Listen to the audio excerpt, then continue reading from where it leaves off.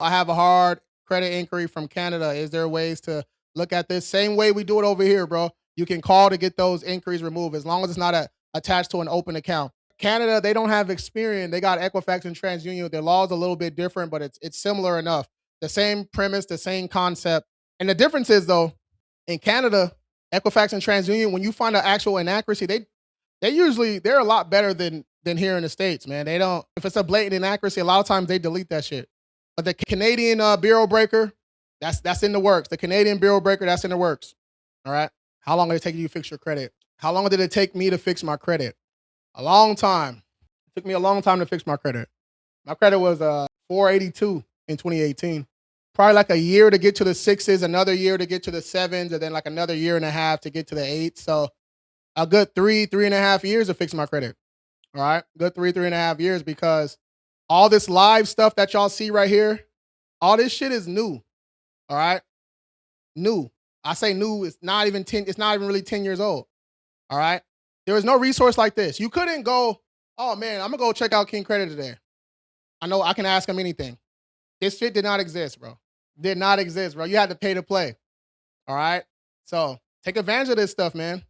Take advantage of this stuff. But yeah, it took me a little bit of time because I had a lot of, I'm the third.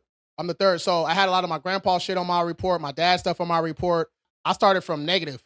I started with accounts I didn't even know. I had AT&T accounts, 1989 and shit, 1990. You know what I mean? So it took me a long time to actually learn how to do all this stuff. Then just a lot of trial and error. A lot of this stuff is very repeatable. There's only so many negative accounts. There's only so many things can be wrong with your credit report. There's only so many ways to do things. But for some reason, people can't even get that right. All right. People are choosing to commit fraud than learning how to do this shit right so they can eat forever. I don't understand it. It's so weird to me, man. That concept is just so weird to me. I talk about it all the time.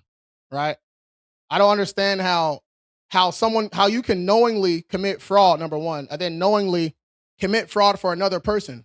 Right. So when you guys let these people do credit sweeps, they're committing fraud. All right. They're claiming identity theft on accounts that are theirs, that are yours. All right. You can look it up. I don't make this shit up. Google is free. Okay.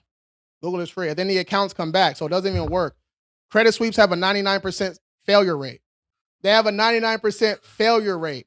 All right. People be like, well, I just did one and nothing happened yet. I mean, how many days ago? They'd be like 7. It's like, okay, give it 30 days, 60 days, 90. I've seen 6 months before.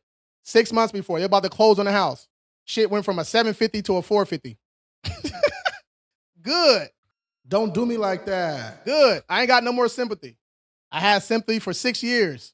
I ain't got no more sympathy for y'all. If you want to do a credit sweep and commit fraud, you go do that. All right. But then when it don't work, you paid them. They're not going to give you your money back. All right. If you paid Cash App, they're not going to give you your money back. So you're going to have to pay twice. All right. You have to pay them to do it wrong, and you have to come to a company like us to do it right. Are we the only company that do it right? Hell no. All right. There's a lot of good companies out there. All right. But I think we're very unique in the sense that we dispute and we sue on the back end for a very, very, very reasonable price. Reasonable. Okay.